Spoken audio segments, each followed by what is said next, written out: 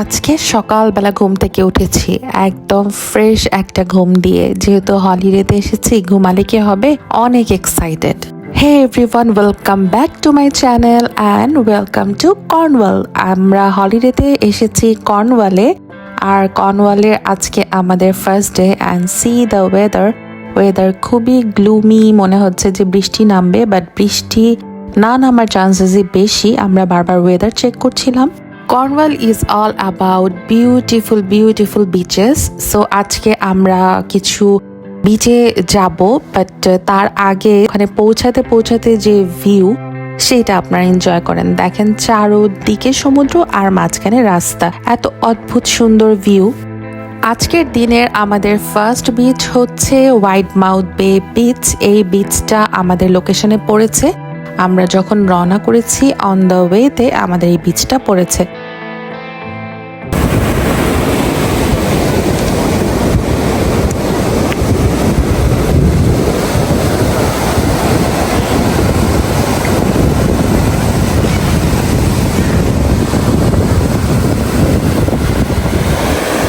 তো আজকে আমরা যাব কর্নওয়ালের যে মেইন সিটি আছে নিউকি, সেইখানে।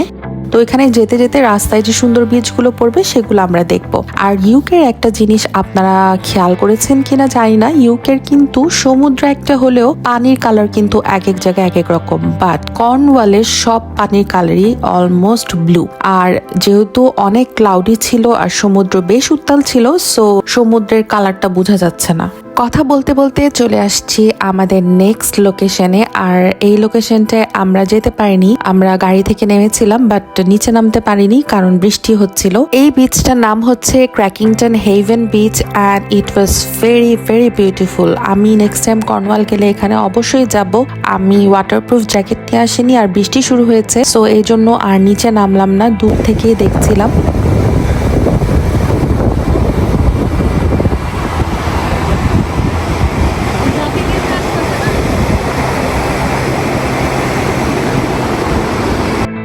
বিচটাতে অনেক মানুষ ছিল, সবাই মোটামুটি সমুদ্রে নেমেছিল। পানি তখন হবে -1-2 ডিগ্রির মতো, কারণ যেহেতু বৃষ্টি পড়ছে, প্রচুর ঠান্ডা।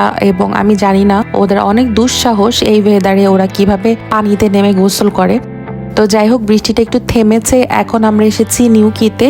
আর নিউকিতে আমরা বিচে নামার আগে খেয়ে নিয়েছি, কারণ আমাদের বিচে নামতে অলমোস্ট 40 থেকে 50 মিনিটস লাগবে। আপনারা এখন যেখানে আমাদেরকে দেখছেন, আমরা দাঁড়িয়ে আছি পাহাড়ের একদম উঁচায়।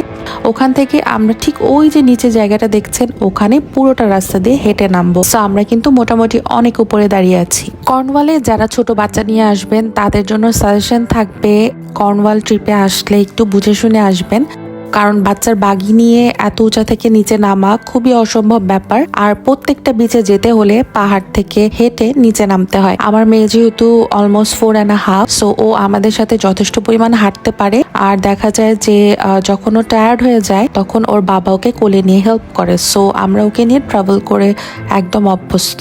অ্যান্ড দ্য ফাইনাল লোকেশন এটা হচ্ছে টোলকার্নি বিচ। এই বিচটা আমাদের কক্সবাজারের মতো ছিল, একটা লংগেস্ট বিচ এবং স্যান্ডি বিচ। এই বিচটা আমাদের সবার অনেক পছন্দ হয়েছে।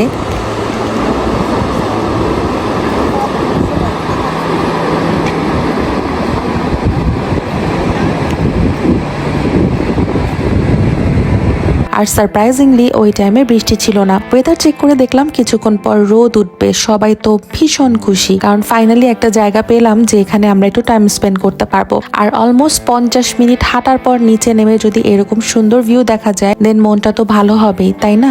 এই জায়গাটা এরকম একটা জায়গা ছিল যে এখানে ঘন্টার পর ঘন্টা নিমিষেই চলে যাবে, বসে থাকতে থাকতে হয়তো দিনও পার হয়ে যাবে। অদ্ভুত সুন্দর একটা জায়গা।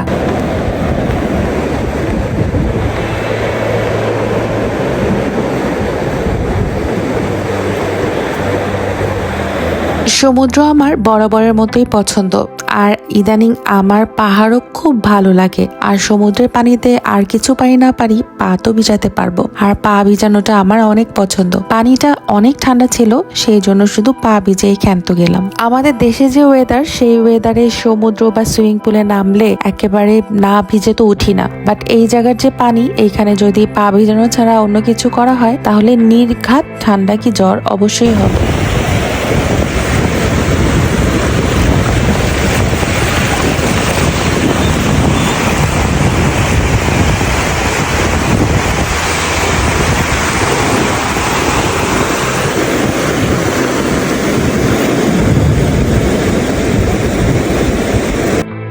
আমার মেয়েকে হাজবেন্ডের কাছে দিয়ে আমি একা একা একটু টাইম স্পেন্ড করছি আমার ফ্রেন্ডদের সাথে। খুবই ভালো লাগছিল। এই বিচটাতে তখন মানুষজন কম ছিল, আজকে যেহেতু বৃষ্টি পড়েছে সো এই জন্য মানুষজন কম ছিল। আর আমরা যে টাইমে গিয়েছিলাম এটা ছিল হলিডের অলমোস্ট শেষের দিকে, সো ওই টাইমে এই জায়গায় মানুষ অনেক কম ছিল। নর্মালি কর্নওয়ালে অল টাইম মানুষ থাকে, স্পেশালি সামারে।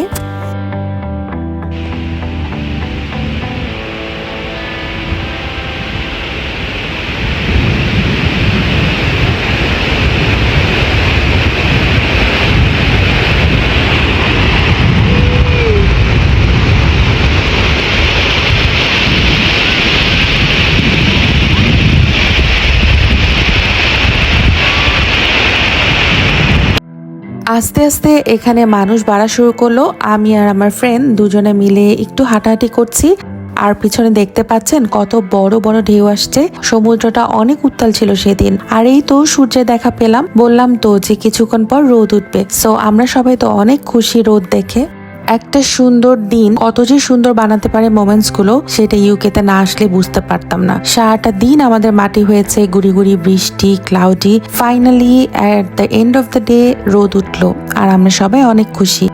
আর এই তো আমার ফ্রেন্ডকে একটা ভিডিও বানিয়ে দিব, অ্যান্ড সি ভাইয়া চলে এসেছে মাঝখানে ইন্টারাপ্ট করার জন্য। তো এটা ছিল ফান টাইম, আমি সেটাও একটু অ্যাটাচ করে দিলাম।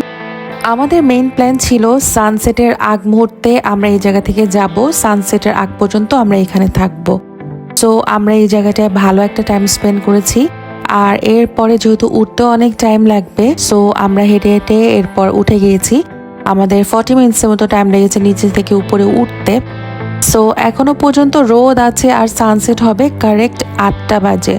সো 8টার মধ্যে আমাদের একটা জায়গায় পৌঁছাতে হবে যে জায়গা থেকে সানসেটের ভিউটা মারাত্মক। আর সেটা কোথায় হচ্ছে সেটা আপনারা দেখতে পাবেন আমার নেক্সট ব্লগে। সো আজকের ভিডিওটা আমি এই পর্যন্তই রাখছি। সবাই নেক্সট ব্লগ দেখবেন ইনশাল্লাহ।